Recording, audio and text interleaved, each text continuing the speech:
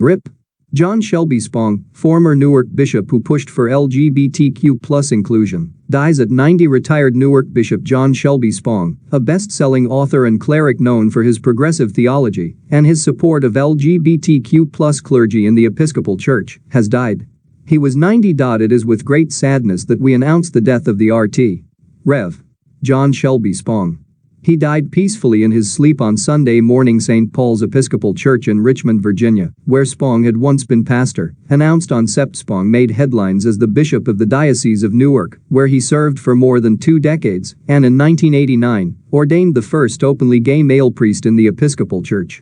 He would later go on to ordain about 3 dozen LBGTQ+ clergy in the diocese. By the time he retired, Religion News Service reported in 2013. He also championed women clergy, making sure that any church in his diocese that was searching for a new priest interviewed at least one woman candidate, said Bishop Bonnie Perry of the Diocese of Michigan.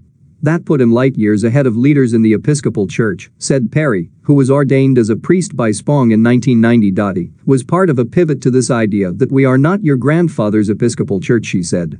He drew a line in the sand about that. Spong was born in Charlotte, North Carolina, in 1931, and attended fundamentalist churches as a child.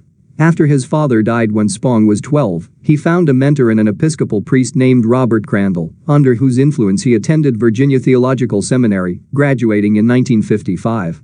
He served Episcopal churches in North Carolina and Virginia until being named head of the Newark Diocese in 1979. Perry recalled Spong as a wonderful, amazing Southern gentleman who used his position and privilege for the benefit of others and believed in both inclusion and fairness. We worship a man who was all about including the Son of God, who was really clear about being incarnate in this world and including everybody, said Perry.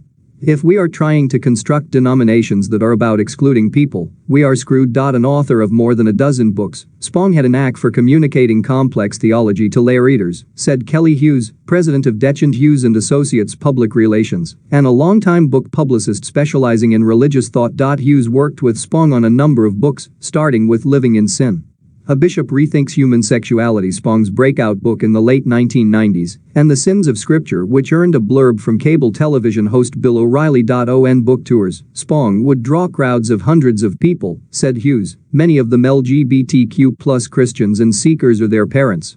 Pastor at heart, Spong would spend time talking with people at those book events and making them feel seen and welcomed, said Hughes.